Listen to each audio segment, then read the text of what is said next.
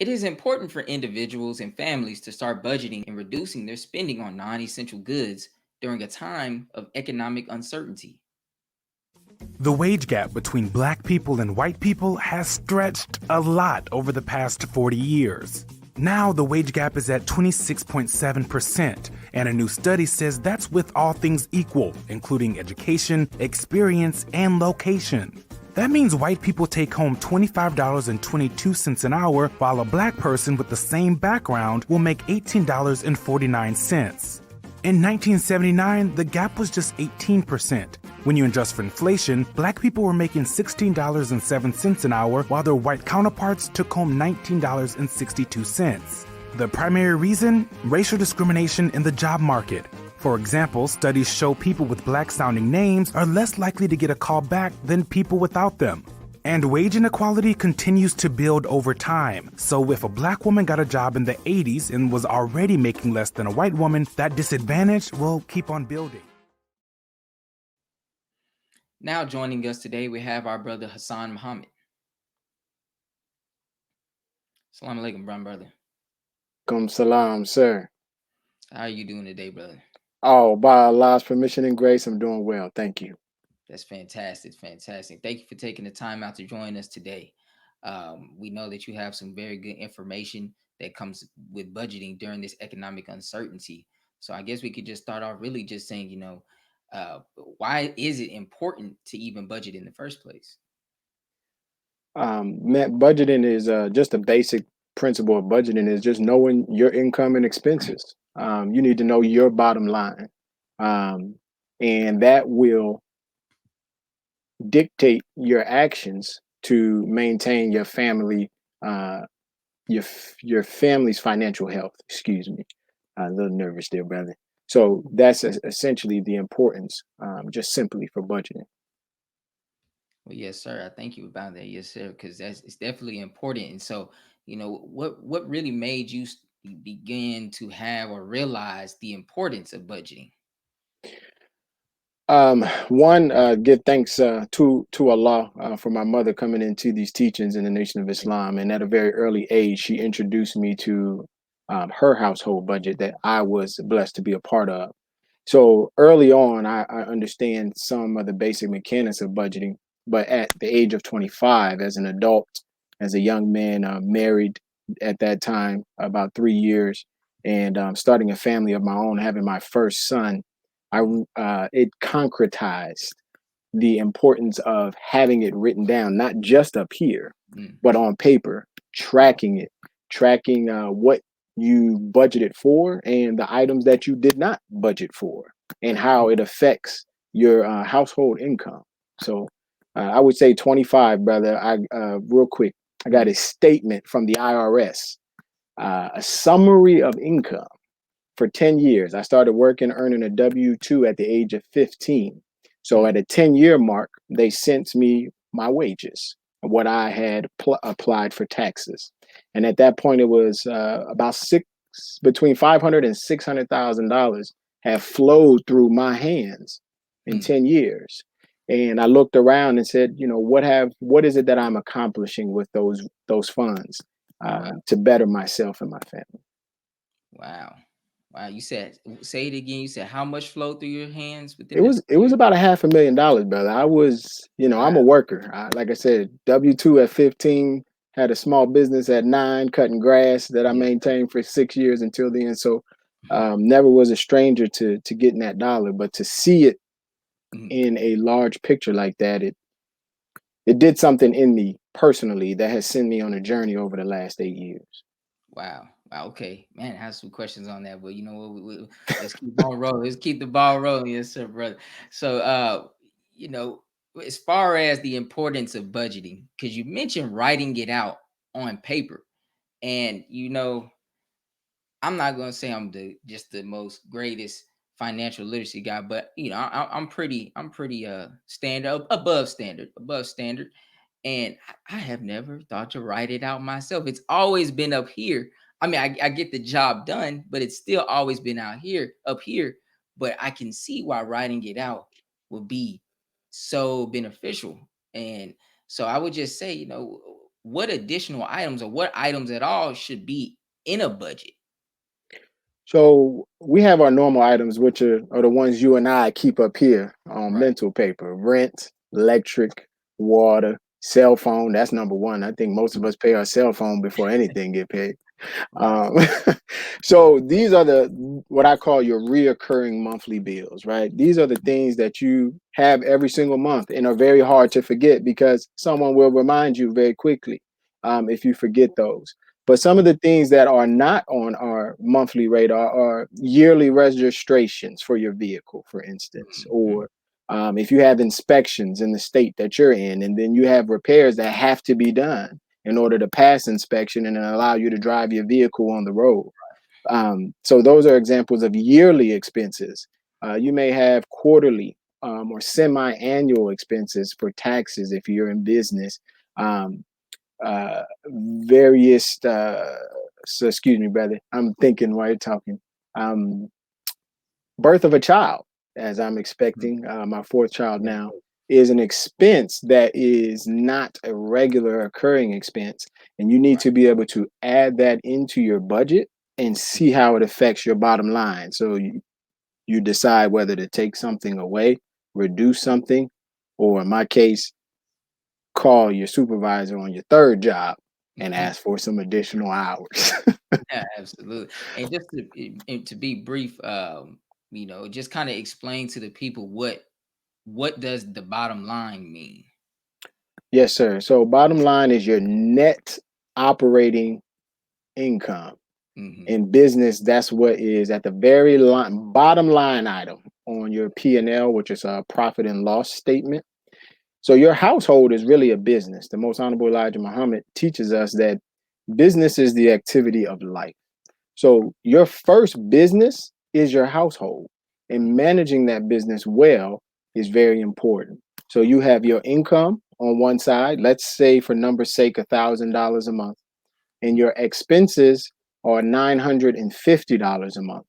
When you net those out, meaning you subtract the expense from the income, so $1,000 minus the $950 expense, you're Hmm. left with $50 at the end of the month. And does that sound like anybody? Yes, sir. So that's your bottom line. That's your net operating income for a monthly budget for your household. Okay, okay, makes a lot of sense. Yes, sir. So, I would just say, with speaking on people who may not make, a lot of money, right? They make a minimum wage, and as we know, the minimum wage is way below the living wage that we should be having.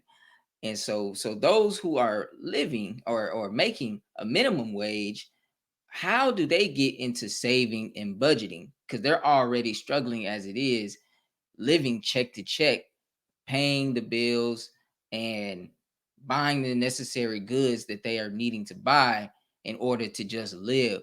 So when you tell somebody you need to save, you need to budget, they're going to look at you crazy because they're going to say, "Man, I don't even have enough money. I barely have enough money to make it to the next month." So how do you convince or how do you teach somebody to save and budget when they're not making too much money as it is?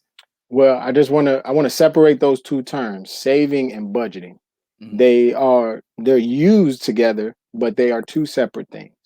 mhm, Your budget is imperative no matter how much money you make. It doesn't cost you to get a piece of paper and write down what your expenses are and to write down your income. A mhm, budget allows you to see that deficit that you're going to mhm, have at the end of the month.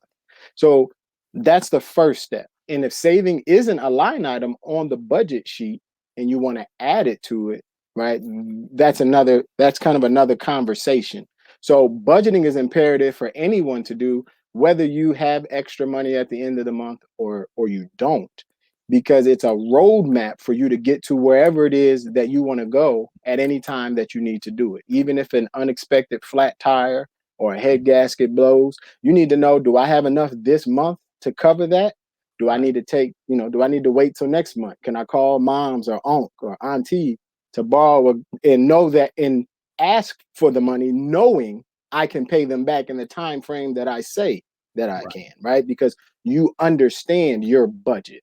Mhm, Saving in getting into those things, dear brother, if it be the will of God, I would like Mhm. to go deeper into this subject because you're right. There are a lot of questions and we have a lot of obstacles in our way as it just deals with finances. So Yes. your question is very deep. And if it be the will of Allah, we can take some additional time. But I will say this, if you don't have enough money to save, then you may not even have enough money to eat, right? So Right. you like you said, you are rare on the edge of just taking care of your basic necessities.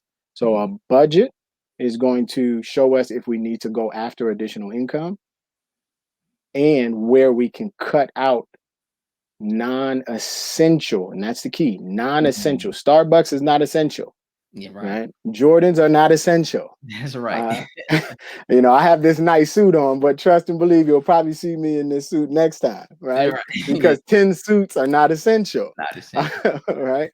So, understanding the definition of what's essential and Netflix, right? Even a cell phone is not necessarily essential unless Mhm. that's the way you make your money. Then Right, it's essential. right. If you make your money with a cell phone, it's essential. But for me to clock in and go down the street, jump on a bus and go to my job and come home, a cell phone is not necessarily essential to me making that dollar. So I may have to pull back that expense until Allah blesses me or God, Yahweh blesses me to increase my income to take on that additional line item on my budget sheet. Absolutely, my brother. And yes, sir, we most definitely have to bring you back on, because unfortunately we don't have all the time to really dive deep into every question that we do have. So we can definitely discuss about bringing you back on. Maybe if it be the will of God, maybe for a few episodes. That way you have enough time to really go a little bit deeper into what it is about budgeting and financial literacy, because this is a very important topic. It's a very, very important topic for our community, especially now that we are having or we are creating our own opportunities to That's right. make more money for ourselves. Because just because, and you can attest to it, just because you make more money doesn't mean that you're going to have more money. Yes, sir. And so just for the last question, I do want to say, you know for starting to building up wealth in your family, so Yes, sir. how can you use budgeting to start to build up wealth for you and your family? Just very quickly, because I know we don't have a lot of time, but as we talked about that bottom line, that net operating income, Yes, if sir. you have, let's say, an additional $1,000 a month on your net operating income, Mhm. you and your family now can sit down and say, okay, what is it that we can do with $1,000? What can we either A, invest in, or B, buy and resell or make and produce with that thousand to turn it into 1,100? Even Mhm. just turning it into 1,100. If you can do that every single month, you will be better than every single Wall Street investor that there is out there. That's a 10% gain. So, yes, sir. All right, my brother. I appreciate you for giving us such profound explanations on what it is budgeting and financial literacy. We thank you, and inshallah, if it be the will of God, we will definitely bring you back on, and we'll be able Yes, to sir. go a little bit deeper into this topic as well. So I thank you again, brother, and you have a great night. All praises due to Allah. Thank you as well. Yes, sir, my brother. All right. So now we'll be taking some time and pause for announcements from our sponsors, and afterwards we'll bring on Patrick Oliver and discuss literacy and some of its causes. We'll be right back. Be a part of the force that powers truth in journalism. Your support helps us to highlight solutions for a brighter tomorrow. Go to nnvnews.com/donate. Asiatic Minds, online education, helping our children to discover their God-given skills, gifts, talents, and passion that will allow them to see their greatness, as well as the greatness of our people, and upon discovering that greatness, infusing them with the desire to use it for the betterment of themselves, their families, our people, and the world. Call now, 502-219-4848.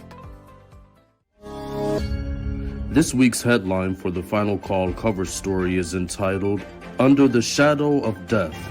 The trial of Derek Chauvin, the ex-police officer and accused murder of George Floyd, has begun, giving exposure to grief, loss, and the terror Black people continue to suffer with no guarantee of justice.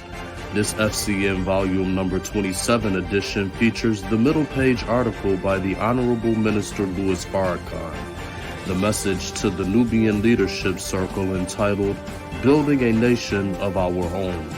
To read more, subscribe to finalcalldigital.com and tune in to the all-new Final Call Radio. This is the NNVnews.com Final Call Cover Report.